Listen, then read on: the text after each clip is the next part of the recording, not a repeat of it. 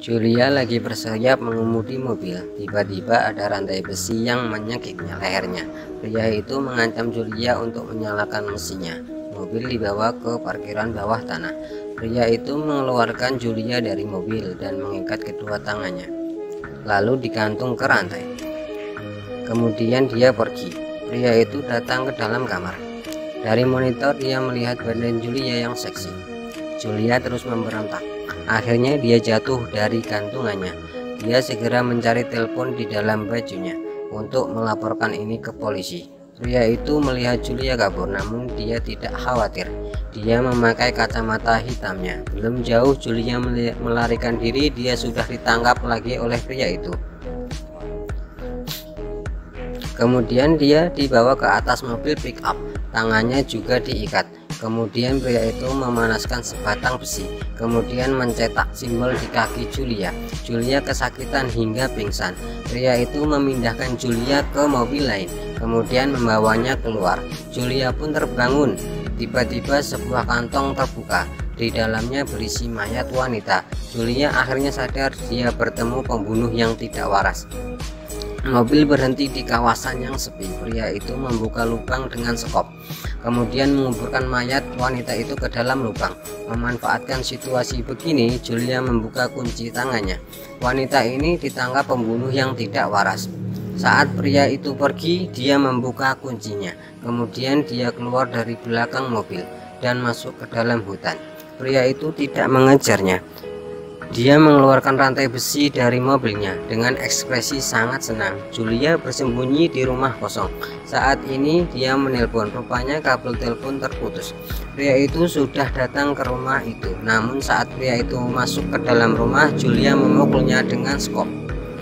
Pria itu terpukul hingga terjatuh. Julia ingin terus memukulnya, namun sayang pria itu berhasil merebut sekopnya. Julia pun segera kabur. Dia masuk ke dalam satu kamar dan mengunci pintu kamar itu. Saat pria itu hampir berhasil masuk ke dalam kamar, Julia keluar melompat dari jendela. Akhirnya dia datang ke rawa-rawa, kemudian pergi dengan sampan kecil. Melihat pria itu yang sudah mulai mendekatinya, untungnya Julia sudah sampai ke darat. Dia pun berlari ke dalam sekolah lama. Pria itu pun mencarinya ke situ. Julia mendapatkan 2 botol bensin dan bersembunyi di dalam kegelapan. Saat pria itu tidak memperhatikannya, dia memukulnya dengan kayu. Kemudian dia meletakkan bensin di kantong dan menutup kepala pria itu dengan kantong plastik. Kali ini Julia tidak buru-buru kabur. Dia menarik pria itu keluar dan juga meminta adiknya datang menjemputnya. Mereka memasukkan pria itu ke belakang mobil, kemudian membawanya pulang ke rumah. Pria itu diikat seperti seekor anjing. Sekarang semua sudah terbalik. Pria ini seorang pembunuh yang tidak waras. Dia selalu membunuh gadis muda, tapi kali ini dia masuk ke perangkap orang lain. Julia sengaja menjatuhkan kunci ke lantai. Pria itu pun mengambilnya. Kunci ini bisa membuka gemboknya. Saat dia keluar dari kamar, Julia menyerangnya dari belakang. Kemudian Julia pun segera kabur. Pria itu berusaha mengejarnya, tapi malah terkena perangkap di tangga. Dia berharap untuk menangkap Julia. Tiba-tiba semprotan air pedas mengenai mukanya. Pria itu yang baru sadar dipukul dengan panci hingga pingsan. Kemudian dia diikat di kursi dengan kawat besi. Julia memberikan alkohol ke luka pria itu, kemudian menyiksanya terus-menerus. Adiknya yang melihat kakaknya itu, dia juga ingin mencoba. Dia memakai baju seksi untuk memancing maksa. Dia ke bengkel mobil. Dia pun menggoda pria montir di bengkel itu.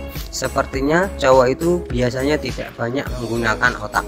Pria montir itu juga dibawa ke kamar bawah tanah. Kaki tangannya juga diikat. Tiba-tiba pria itu berbicara. Pria montir sangat ketakutan. Pria itu memberitahu kejadian yang dihadapinya. Pria montir itu semakin ketakutan. Seharusnya ini pertemuan yang indah, tapi siapa tahu menjadi pertemuan yang mengerikan. Pria itu mendapatkan 1 tang. Kemudian dia membuka kuncinya. Dia memutuskan untuk membalas dendam. Saat itu Julia sedang mandi. Dia tidak tahu ada bahaya yang sudah mendekatinya. Adiknya tiba-tiba muncul dan menyelamatkan kakaknya. Kemudian dia memancing pria itu. Kemudian kakak memukul kepala pria itu dengan vas bunga. Kemudian mereka pun mulai bertarung. Terakhirnya pria itu terjatuh keluar. Pria itu pun langsung meninggal dunia. Saat film selesai, saya ingin bilang, saat seorang tidak waras bertemu dengan monster, sebenarnya mereka bisa bekerja sama. Tapi kenapa harus saling membunuh? Hasilnya adalah menjadi budak. Ingat subscribe dan like-nya. Sampai ketemu di video berikutnya.